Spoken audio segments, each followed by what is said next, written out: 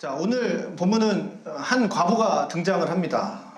그녀는요, 이 여인은 어린 아들과 이제 단둘이 살고 있는 가정인데, 단둘이 살고 있었지만 더 이상 이제 생계를 이어갈 수가 없는 거죠. 생계를 이어갈 길이 이제 막막해서 결국 이제 본문에도 나왔지만 결국 죽음을 택하는, 죽음을 생각하고 있는 여인이 되겠습니다. 자, 엘리야가 이제 하나님의 부르심을 받습니다. 하나님의 부르심을 받아서 너는 이제 시돈에 속한 사르밧 땅에서 한 과부를 만나게 될 거다. 그 다음에 그곳에서 너에게 음식을 줄 여인이 있다. 그 여인을 만나라. 라고 하나님이 엘리야에게 이제 명령과 이제 약속을 주십니다. 자, 여러분, 시돈이라고 하면 어디냐면, 볼표 표시됐는데, 시돈은 이스라엘에서 이제 북쪽으로 올라가면 이제 지중해에 있는 연안에 있는 도시가 이제 시돈입니다. 시돈에 속한 이제 사르밧이라는 땅이에요. 그러니까 두로와 시돈도 중간쯤도 있습니다. 자, 이곳은 어디냐면 해상무역이 굉장히 활발하게 발달된, 활발히 이루어지는 곳이 이 시돈 지역입니다. 이제 보시면 이방 지역이에요. 그러니까 유대인 지역, 이스라엘 지역이 아니고 이제 이방 지역입니다. 지금의 이제 레바논 지역입니다. 자, 외교 무역을 많이 하니까 아무래도 당연히 이제 이방의 문화들, 그러니까 다른 나라들의 문화들, 그 다음에 종교들까지도 이제 들어오겠죠. 이 한 곳에 이제 몰리겠죠. 중심지니까. 자, 대표적으로 이제 이 지역은 이제 바알이라는 이제 신을 섬기는 땅이 이 사르밧 지역이 되겠습니다. 참고로 이 바알 신이 뭐냐면 가나안 지역에 이제 이 가나안 지역이라 그러거든요. 이 지역을 이제 팔레스타인 지역, 가나안 지역이라 그럽니다. 이스라엘 땅 이 지역을 가나안 지역의 신들을 총칭하는 이름이 이제 바알이 되겠습니다. 그러니까 이 바알이 뭐냐면 풍요의 신입니다. 풍요의, 그러니까 농사의 신인 거죠. 그러니까 폭풍, 뭐 번개, 비, 그다음에 농작물의 결실들 이런 것들을 이제 주관하는 신이 이제 바알, 그러니까 이방 신이죠. 우상이죠. 그러니까 그런 신을 믿는 거죠. 자, 그 결실을 주관하는 신이 이제 바알 신이라고 믿었습니다. 그래서 딱 보시면 뭐 번개, 뭐 폭풍, 뭐 비, 농작물 결실 이러니까 이제 농사에 최적화된 신입니다. 그래서 이제 가나안 지역 사람들이 이제 이 바알 신을 섬긴 거예요. 농사를 지으니까. 그곳에서 이제 그곳에 엘리야가 이제 부름을 받아서 가는 거죠. 이 시돈 지역에. 자, 여러분, 이 여인의 자살의 이유가 뭐냐면 왜 자살을 하려고 하느냐? 기근으로 인해서 먹을 게 없다라고 하는 거죠. 그래서 1절에 보면 이렇게 기록되어 있습니다. 길르앗에 우고하는 자 중에 디셉 사람 엘리야가 아합에게 이르되, 엘리야가 이제 디셉 사람 엘리야가 아합 왕, 그 당시에 이제 이스라엘의 왕, 북이스라엘의 왕 아합이라는 왕에게 이제 말을 하는 겁니다. 내가 섬기는 이스라엘의 하나님 여호와께서 살아계심을 두고 맹세한다. 내 말이 없으면 수년 동안 비도 이슬도 있지 아니하리라. 이렇게 이제 이야기하는 겁니다. 예언을 하는 거죠. 자, 그래서 이 팔레스타인 지역, 이 가나안 지역에 3년 반 동안, 3년 6개월 동안 가뭄이 듭니다. 이제 기근이 일어나는 거죠. 비도 안 오고요. 아까 얘기했던 이슬도 없고요. 그다음에 물 한 방울 없이 그렇게 인생을 살게 될 것이다. 라고 이제 예언을 합니다. 자, 이 팔레스타인 전 지역에 안 내리는 겁니다. 뭐 한 지역만 내리는 게 아니라 전 지역에 안 내리니까. 자, 여기에 시돈에 있는 이 사르밧, 마을에 사는 이 여인도 그 고통 가운데 근근히 살아갔는데, 힘들게 살아갔는데 도저히 이제 뭐 살아갈 방법이 없는 거죠. 그 농경사회니까 뭐 물이 있어야 뭐 이렇게 자라고 할 건데 뭐 3년 반 동안 기근이니까 뭐 먹을 게 없었겠죠. 소망이 없으니까 뭐 도저히 살아갈 소망이 없으니까 결국은 어떻게 선택하냐? 아들하고 내가 죽겠다. 그 생각을 딱 한 겁니다. 자, 이 여인에게 이제 다가가서 엘리야가 말을 하는 거죠. 나에게 물을 달라. 자, 가뭄이에요. 아까 얘기했죠. 가뭄이라 그랬습니다. 물이 얼마나 귀합니까? 가뭄인데. 자, 근데 그리고 난 뒤에 대뜸 하는 말이 물 달라, 그 다음에 떡을 달라라고 하는 겁니다. 아니에요. 네, 떡을 달라라고 하는 겁니다. 이 말을 들은 이 여인의 말이 이제 12절에 이렇게 나오는 거죠. 충격적인 말입니다. 자, 그가 이르되 당신 하나님 여호와께서 살아계심을 두고 맹세하노니 나는 떡이 없고 다만 통에 가루 한 움큼과 병에 기름 조금뿐이라. 내가 나뭇가지 둘을 주워다가 나와 내 아들을 위해서 음식을 먹고 그 후에는 죽으리라. 자, 이렇게 얘기하는 거죠. 자, 만약 이 말을 듣고 여러분 같았으면 어떻게 했겠습니까? 가서 물 좀 주세요. 좀 먹을 거 좀 주세요. 라고 했는데, 야, 내가 이거밖에 없는데 나 먹고 죽을 거야. 이렇게 얘기했을 때 여러분은 어떻게 했을 것 같습니까? 저 같았으면 저는 울었을 것 같아요. 이 사람을 보고. 제가 보기에는 이렇게 보여도 되게 긍휼이 많은 사람이라 울면서 막 손잡고 죄송합니다 하고 제가 주머니에 있는 돈을 좀 꺼내서 아마 이 여인에게 주고 넣어줬을 것 같습니다. 아마 그랬을 것 같습니다. 자, 근데 엘리야는 저처럼 이렇게 F의 감성이 아니었던 것 같아요. T의 감성이었던 것 같습니다. 자, 그래서 T의 좀 감성적인 사람이 아니라 하나님 말씀에 사로잡혀 있는 사람이라서 자, 하나님 말씀을 이제 그에게 전합니다. 자, 그게 이제 13절, 14절이에요. 두려워하지 말고 가서 내 말대로 해라. 먼저 그것으로 나를 위해서 작은 떡 한 개를 만들어서 내게로 가져오고 그 후에 너와 내 아들을 위해서 만들어라. 이스라엘 하나님 여호와의 말씀이 나 여호와가 비를 지면에 내리는 날까지 그 통의 가루가 떨어지지 않고 그 병의 기름이 없어지지 아니하리라 하셨느니라. 이렇게 얘기한 거예요. 자, 우리는 이 말씀에 딱 들으면 바로 아멘 하고 나옵니다. 이제 믿음으로 받는다는 얘기죠. 아멘이라는 뜻이 이제 믿음으로 받는다는 얘기지 않습니까? 그렇게 될 줄로 믿습니다. 우리는 아멘 합니다. 그러나 우리가 세상적으로 한번 생각해 봅시다. 엘리야가 여러분 어떻게 보입니까? 이런 엘리야의 말에 제가 막 배고파 죽겠는데 떡 주세요, 물 주세요. 양아치처럼 안 보입니까? 내가 이거 먹고 죽을 건데 양아치처럼 안 보입니까? 그렇게 안 보입니까? 자, 기근이 들어서 살아가기 힘들어 죽겠는데 그것도 이제 과부가 사정까지 다 얘기하지 않았습니까? 나 이거 먹고 죽을 거야. 먹을 게 없어서 이제 남은 거 이거 먹고 죽으려고 하는 거 있는 것이 얼마나 속상하고 안타깝고 가슴 아픈 이야기입니까? 그런데 떡을 만들어 나 먼저 줘 지금 이러고 있는 거죠. 혹시 여러분 이 여인과 같은 상황에 처해 보신 적 있으십니까? 삶에 있어서 막 죽고 싶다. 그래서 자살을 계획해 본 적 있으십니까? 아니면 시도해 본 적 있으십니까? 조심스러운 얘기죠. 목사님, 그래도 내가 예수 믿는 사람인데 어떻게 자살까지 생각하겠습니까? 이 여인은 아마 아까 얘기했듯이 이방 지역 사람이죠. 그러니까 유대인이 아닙니다. 그러니까 예수를 믿는 사람들이 주류가 있는 곳에 있는 사람이 아니에요. 그래서 자살을 쉽게 생각했을 거다. 그렇게 생각하지 마십시오. 그래서 쉽게 죽을 거다. 이렇게 생각하지 마십시오. 예수 믿는 사람도 자살 생각합니다. 믿음이 있는 사람도 어려우면 자살 생각한다고요. 어떨 때는 말이죠. 이렇게 생각하죠. 하나님, 나 빨리 좀 데려가세요. 나 더 이상 여기서 건드기 힘듭니다. 살고 싶지 않아요. 이런 경우가 찾아오기도 합니다. 예수 믿는 사람이라고 하면 맨날 늘루랄라 할렐루야 영광 맨날 기쁘고 아니면 고난이 와도 내가 막 거뜬히 이기고 이 정도 고난쯤이야 이기고 나고 착각하지 마십시오. 믿음을 가지면서 살면서도 삶에 대한 그 척박함과 생활고 빚더미 때문에 죽음을 꿈꾸는 자들이 많이 있다라는 겁니다. 그래도 신앙의 마음 때문에 내가 그래도 주님을 믿기 때문에 그거를 내가 실행에 옮기지 못할 뿐이지 마음의 고통은 세상 사람들과 여전히 똑같이 느끼고요. 그렇게 인생을 살고 있다는 거죠. 제가 왜 이 이야기를 드리냐면 신자라든지 불신자라든지 삶의 고난은 똑같아요. 우리도 똑같은 세상에서 살지 않습니까? 똑같은데 똑같은 겪는데 문제는 그 문제를 어떻게 내가 대하는가 어떻게 내가 그것들을 처리하는가에 따라서 그 문제가 달라질 수 있다는 걸 이야기하는 겁니다. 지금 이 여인의 고백은 다소 충격적이죠. 쇼킹합니다. 하나님이 자기를 보내서 가긴 갔어요. 이곳에 가긴 갔는데 갔는데 바닥도 이런 바닥은 없는 거죠.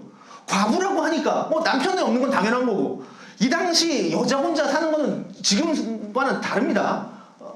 이때는 아시다시피 여자는 사람 취급도 안 했어요. 인구로 카운터도 안 됐던 시절입니다. 자, 남편도 없고 아들과 또 단둘이 사는데 이제 남은 게 뭐예요? 한 움큼의 양식밖에 없습니다. 한 주먹인 거죠. 한 주먹인 거죠. 그런데 그것을 지금 뺏어서 먹겠다고 하는 겁니다. 하나님이 시켜도 어떻게 이런 일을 시킬까? 하나님이 시키면 좀 이렇게 시키면 얼마나 좋겠습니까? 자, 엘리야야, 어느 곳에 가면 이런 여인이 있는데 또 이제 어느 곳에 가면 양식이 있을 거야. 그러면 그것을 가져다가 그 여인에게 줘라. 이런 식의 심부름이라면 할렐루야 아멘 하면서 가겠죠. 아싸 이러면서 가겠죠. 지금 엘리야 같은 이런 상태는 말이죠. 우리가 삶을 살아가는 환경 속에서 참 이해하기 어려운 내용이에요. 한 움큼의 가루, 그 다음에 병에 기름 조금, 그거 남았는데 그것을 너 먹지 말고 나 줘! 라고 얘기하는 겁니다. 이 여인에게 남은 유일한 식량인 거죠. 그의 전 생명입니다. 아니죠. 그 두 생명이 걸려있는 부분인 거죠. 두 명의. 엘리야는 말합니다. 네가 그거 나에게 주면 나의 하나님이 비가 내릴 때까지 이 기근이 끝날 때까지 너 안 굶을 거야. 자, 이방 사람인데 이게 믿어질까요? 여러분 믿어지십니까? 기독교인은 여러분 믿어지십니까? 기독교인인데도 아멘 하실 겁니까? 여러분 시돈이라는 지역, 아까 얘기했죠. 사르밧이라는 지역은 바알을 섬기는 지역 가운데 가장 왕성하게 섬겼던 지역이에요. 소위 우리가 성지라 그러죠. 바알의 성지예요. 바알의 성지. 성지 같은 곳입니다. 바알을 가장 왕성하게 섬기는 지역이, 이 우상을 섬겼던 지역이 이 사르밧, 시돈 지역입니다. 아마 이 여인은 이 시돈 지역에 살지만 이스라엘 하나님에 대한 소문은 들었을 겁니다. 워낙 유명하니까 이 하나님이. 엘리야에 대한 소문도 아마 들었을 겁니다.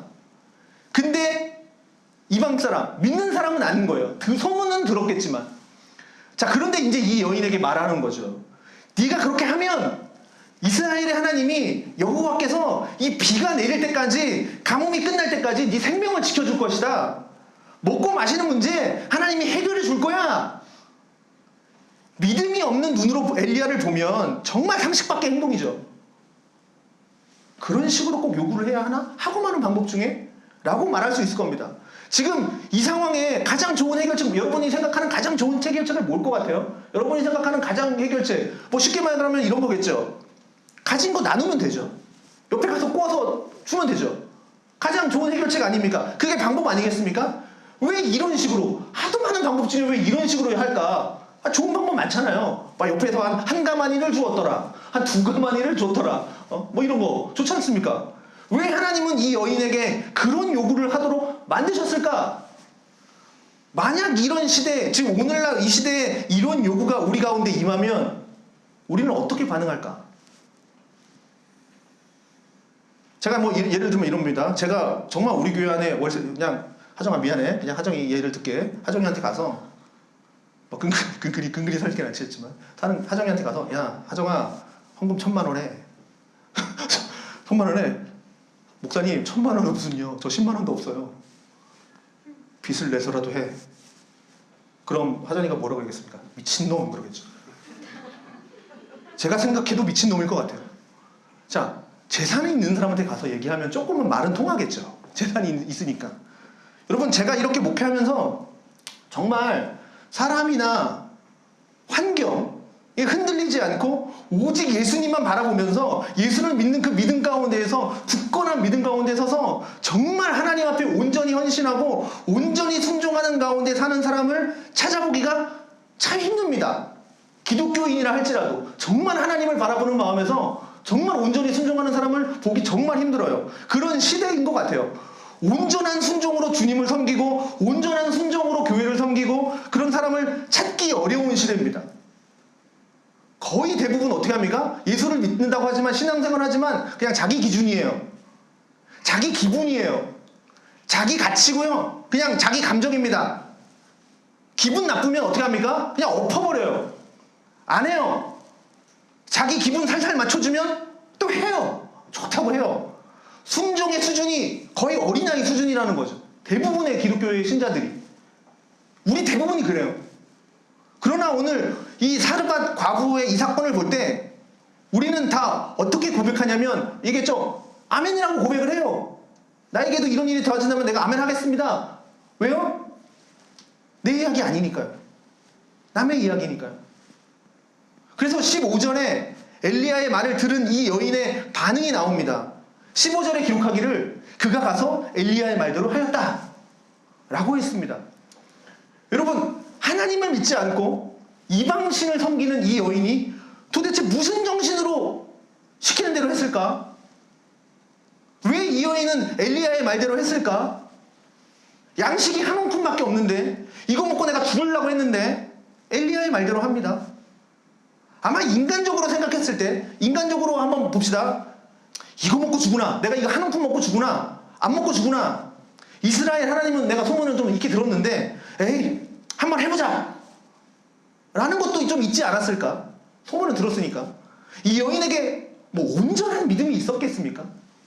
어쩌면 뭐 물에 빠진 사람 지푸라기로도 잡는 마음으로 엘리야에게 그 엘리야의 말에 그냥 몸이 움직이고 손이 움직여서 뭐 이해가 안 되는 순종이지만 했을 것 같아요.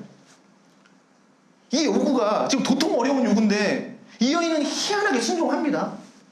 그가 가서 엘리야의 말대로 했다. 희한하게 순종합니다. 정말 이해 안 되죠? 어떻게 하지? 자, 그리고 그 후에 이 여인의 집에 엘리야가 며칠 동안 또 머뭅니다.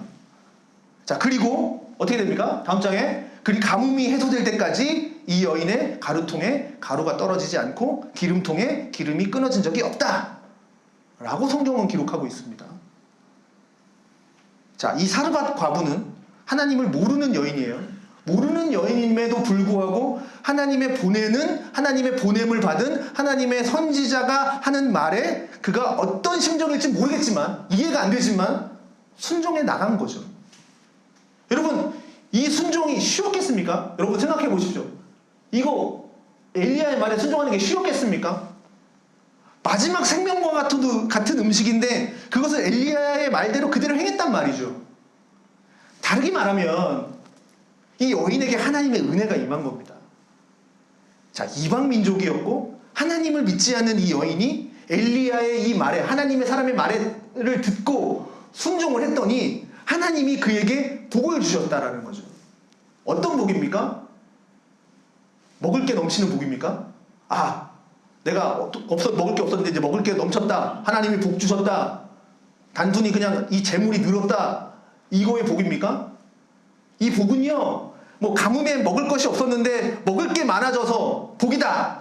이 얘기를 하는 게 아닙니다. 여러분, 이 얘기를 하는 게 아니에요. 먹을 게 많아졌다. 이 복을 얘기하는 게 아닙니다. 여러분, 여기서 말하는 가장 중요한 것은 뭐냐면 가뭄이 끝날 때까지 이 여인은 매일 하나님을 경험했다라는 거예요.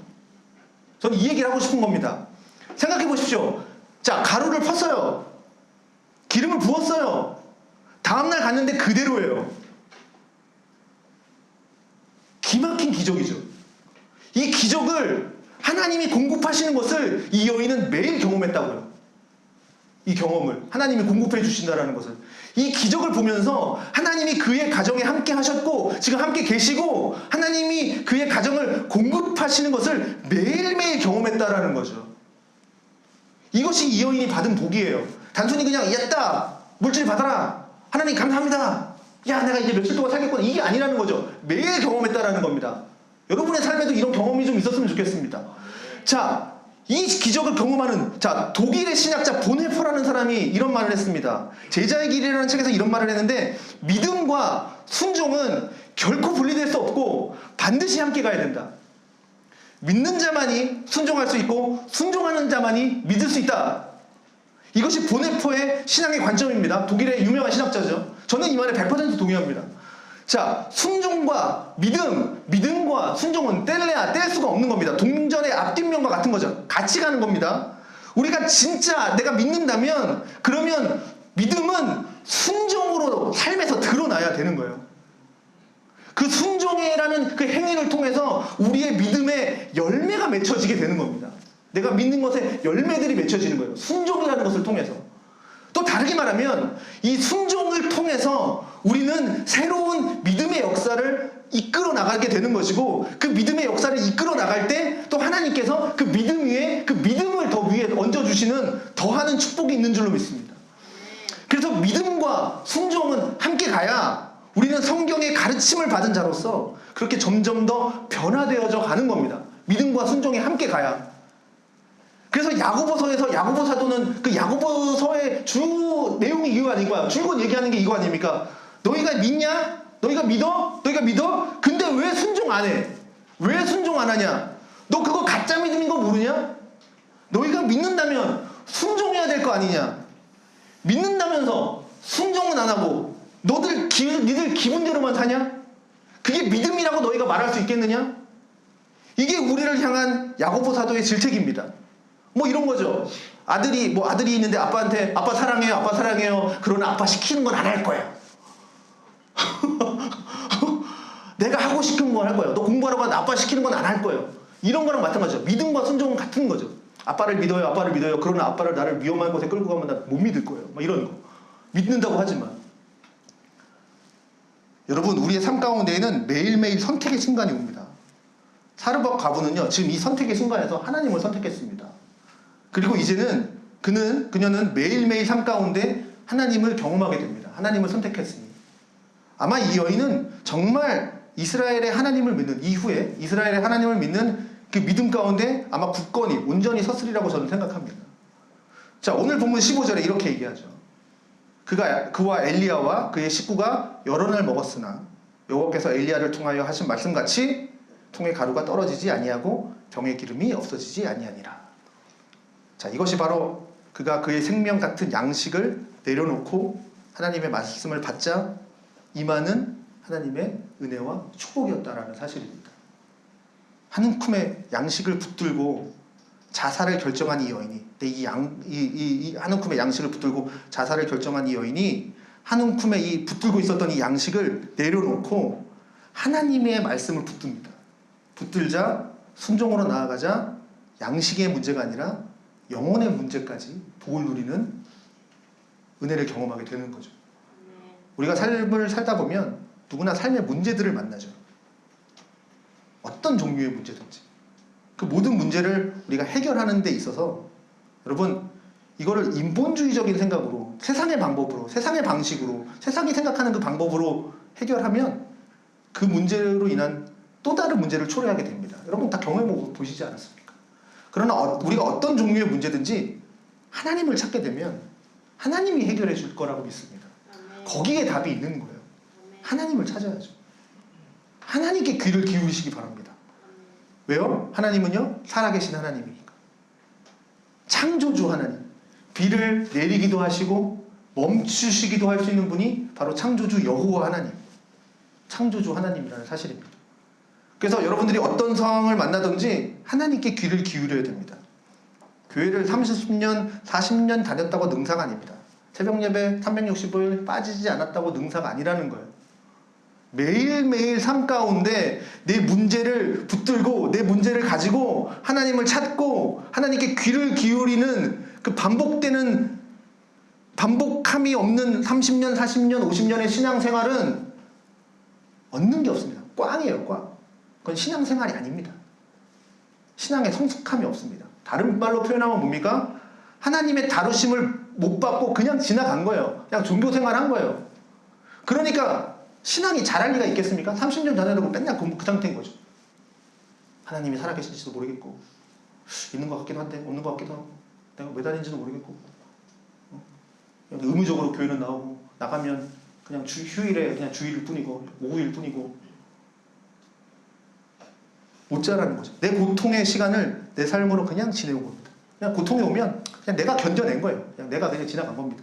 내가 힘들고 어려울 때 하나님을 찾고 하나님의 음성을 듣고 하나님의 음성을 들으려고 노력하고 구하고 하나님께 답을 얻고 그렇게 순종하는 삶의 반복 가운데 우리의 신앙이 성숙해지는 겁니다. 여러분, 그 구약시대에 보면 이렇게 선지서들 있잖아요. 뭐 이렇게 막 선지자들이 쓴서 그게 그냥 하나님 탁 영감 주셔서 그냥 탁 쓴 것 같습니까? 하나님이 탁 주셔가지고 그냥 쫙 쓴 것 같습니까? 아니에요. 이런 고민이 있었던 거예요. 선지자들의 삶 가운데 그 이스라엘을 바라보며 하나님을 배반한 그 사람들을 바라보며 고난과 고뇌와 기도 가운데 하나님의 뜻을 구한 게 그 많은 선지서들이라고요. 이런 고난의 시간들을 통해서 하나님 앞에 더 나아가면서 구할 때 신앙이 성숙한다라고 얘기하는 겁니다. 예수님 믿는 가운데 서게 된다는 겁니다. 마가복음 10장에 보면 한 사람이 등장을 하는데 병행구절이 누가복음 18장에는 이 사람의 직업을 관리라고 이야기합니다. 이 사람이 이 관리가 예수님께 나와서 질문을 합니다. 선한 선생님이요, 내가 무엇을 해야 영생을 얻을 수 있습니까? 라고 질문을 합니다. 굿 퀘스천이죠. 예수님께서 그를 보시고 자, 계명을 지켜라 라고 얘기합니다. 계명이라는 건 뭐 이런 거죠. 뭐 대표적으로 뭐 살인하지 말라, 뭐 간음하지 말라, 도둑질하지 말라, 뭐 거짓 증언하지 말라, 속여 빼앗지 말라, 뭐 내 부모를 공경하라. 뭐 계명을 지키라고 얘기합니다. 이 관원에게. 자, 이 사람이 말합니다. 선생님, 그런 계명들은 내가 어릴 때부터 다 지켰습니다. 그래서 21절에 보면 뭐라고 얘기하냐면 예수님께서 그를 보시고 사랑하셨다라고 얘기합니다. 그 모습이 너무 사랑스러웠던 거죠. 계명을 다 지켜왔어. 이 청년은, 이 관원은 계명을 다 지켜왔고, 다 지켜왔음에도 불구하고 한 차원도 높은 영생에 대한 고민을 하는 거죠. 이 관원은. 그리고 그 문제, 그 영생에 대한 그 문제 고민을 안고 예수님께 찾아왔던 그가 너무나도 사랑스러워 보였던 거예요. 이 예수님은, 그 관원을. 그리고 예수님께서 그에게 그 차원으로 갈 수 있는, 영생으로 갈 수 있는, 한 차원 높은 신앙으로 갈 수 있는 길을 제시해 주죠. 말씀해 주시죠. 뭐라고 얘기합니까? 그러나 네가 아직도 한 가지 부족한 게 있는데 가서 네게 있는 거 다 팔아서 가난한 자들에게 줘라. 그리하면 하늘에서 보화가 네게 있으리라. 그리고 와서 나를 따르라. 자, 할렐루야. 자, 이것도 참 어렵죠. 이거 쉽습니까? 그 과부에게 가서 유일하게 남은 양식 달라. 그러고 지금 예수님은 뭐라 그럽니까? 한 차원 더 높은 순종을 요구하죠. 전 재산을 바쳐라. 가난한 자에게 줘라. 하는 것도 너무 극단적입니다. 우리가 너무 실천하고 순종하기 어려운 거죠. 이 가운데 만약 이런 식의 명령을 받으면 이 자리에 몇 명이나 앉아있을까? 여러분 교회올 때마다 다 바치십시오. 뭐 이러면. 그러나 여러분 감사하게도 우리에게는 이 말씀을 안 하신다는 겁니다. 잘 안 하신다는 거죠. 우리가 기도할 때 예를 들어 장로님, 신장로야 네 재산 다 팔아라. 교회에다 헌금해라.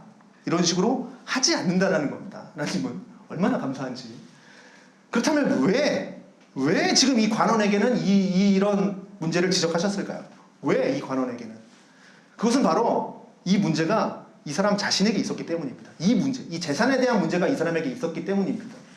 이것은 재물, 그러니까 물질의 문제를 풀어서 될 이야기가 아니라, 물질의 문제를 이야기하는 게 아니라 그 사람이 넘지 못하고 있는 벽에 대한 문제를 하는 겁니다.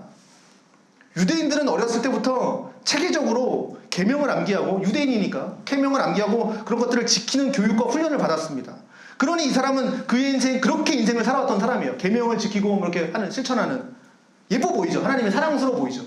그런데 그가 영적 성장을 위해서 뛰어넘기 위해서 넘어야 할 그 단계에서 지금 이 상황에서 한 단계 더 넘어가야 되는데, 그런데 그 넘어가기 위한 장애물이 생긴 거예요. 벽이 있는 거죠. 장애물이 된 것은 다름 아닌 이 사람에게는 물질인 겁니다. 그게 더 깊은 신앙으로 가지 못하는 이유가 뭐냐? 물질이 있기 때문에. 그래서 마가복음 10장 22절에 그가 근심하며 떠났다라고 얘기하는 거죠. 이유가 뭐냐면 부자였기 때문에 라고 말을 하는 겁니다. 그게 벽인 거예요. 더 한 차원 높은 것으로, 그 신앙으로 가지 못하는 이유가 부자였기 때문에. 그 말을 좀 더 곱씹어서 또 한 단계 더 나아가면, 그가 물질이 많았던 게 그에게 지금 문제가 되고 있구나. 이 물질 때문에 하나님 앞에 나아가지 못하는구나 얘기하는 거예요. 단순히 그냥 돈, 이걸 얘기하는 게 아니에요. 그게 하나님 앞에 나아가지 못하는 벽을 얘기하는 겁니다. 그 말을 좀 더 얘기하면, 내가 지금 재주가 많기 때문에 교만하고 있구나. 차라리 재주가 없었으면 좋았을 뻔. 내가 배운 게 많아서 그것으로 내가 교만하고 있구나. 이것 때문에 내가 하나님 앞에 더 나아가지 못하고 있구나. 아니면 내가 부족한 게 있는데, 반대로 부족한 게 있는데 부족하기 때문에 내가 열등감 속에서 주눅 들어 있구나. 이것 때문에 내가 하나님 앞에 나아가지 못하는구나. 다 걸림돌이라는 거죠. 내가 가지고 있는 능력이 있고 뭐 잘났고, 그뿐만 아니라 내가 부족한 것조차도 내게는 걸림돌이 되고 있다는 거죠. 그것도 뭐라 그럽니까? 버려라 라고 얘기하는 거예요. 버려라. 지금 마가복음에 얘기하듯이, 뭐 사람과 과부에게 얘기하듯이 버려라. 지금 너에게 걸림돌이 되는 부분이 있다면, 네가 지금 하나님 앞에 나아가는 것에 있어서 걸림돌이 되고 있다면 하나님의 말씀을 붙들고 주 앞에 나와야 한다. 그래야 너희가 온전한 순종으로 하나님의 은혜를 누리게 될 거다. 우리가 세상을 살 때 삶에 고민이 있고 고난이 있고 고통이 있고 눈물 일어날 일 정말 많습니다. 눈물 날 일 참 많죠. 드라마 보면서 우는 거 말고 삶의 척박함 때문에 정말 답답해서 어찌할 바를 모를 때, 정말 답답해서 홀로 울 때가 있습니다. 삶의 고난이 있으면 울 수 있고 어려움 있죠. 그럴 때 세상 사람들과 우리가 다른 게 뭡니까? 세상 사람들은 뭘로 풉니까? 뭐 주님으로 풀겠죠. 그렇지만 우리는 참 주님이 계시지 않습니까? 우리에겐 예수님이 있다는 겁니다. 예수님. 그때뿐이잖아요. 그때 당시 친구들 만나고 뭐 레포츠를 들고 여행을 가고, 지난주에도 설교 드렸던 것 같은데 그때뿐이지 않습니까? 우리에겐 예수님이 있다는 겁니다. 우리와 함께 해주시고 우리의 눈물을 닦아주시고 우리의 눈물을 받아주시고 응답해주시고 도와주시는 전능하신 하나님이 우리 가운데 우리 곁에 계시다라는 거예요. 그 두 팔로 안아주고 계시다는 겁니다. 그래서 문제가 생길 때 우리 신자 크리스찬이 취해야 할 태도는 뭐냐? 불평과 문제가 생기면 그 불평에 대한 그 문제에 대한 원망, 불평, 좌절 이게 아니라 뭡니까? 주님께 나와서 주님을 붙들고 주의 음성에 귀를 기울이고 그 음성에 순종하는 삶을 사는 것이 신자들이 선택해야 한다라는 겁니다.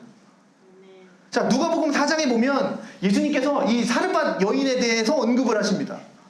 내가 참으로 너희에게 이르노니 엘리야 시대에 하늘이 3년 6개월간 닫혀서 온 땅에 큰 흉년이 들었을 때 이스라엘에 많은 과부가 있지만 엘리야가 그 중 한 사람에게도 보냄받지 않고 오직 시돈 땅에 있는 사렙다 한 과부에게 뿐이었다라고 이야기합니다. 자, 엘리야가 지금 이스라엘에 있잖아요. 이 시돈까지 가려면 이제 걸어갔겠죠? 170km를 가야 됩니다. 얼마나 먼 거리입니까? 지금 현재 레바논 지역이에요. 사르밧 지역만 가뭄입니까? 이 당시에 팔레스타인 지역 전 지역이 가뭄입니다. 옆에가 다 가뭄인데 유대 지역도 얼마나 사람들이 막 지금 굶주려 있고 어려움 당했겠습니까? 그리고 뭐 과부가 인분이 한 분뿐이었겠습니까? 아니었을 텐데 왜 시돈까지 하나님은 엘리야를 보냈을까? 여기는 많은 메시지가 있는데 이 여인은 아까 중반에도 언급해드렸듯이 이 여인의 배경에는 하나님이 없습니다. 바알신으로 충만한 땅에 살고 있고 어렸을 때부터 바알에 대한 이야기를 들었고 지금도 바알을 섬기는 여인일 겁니다. 그런데 이 여인이 하나님을 받아들였다라는 거죠. 바알을 섬기는 이 여인이.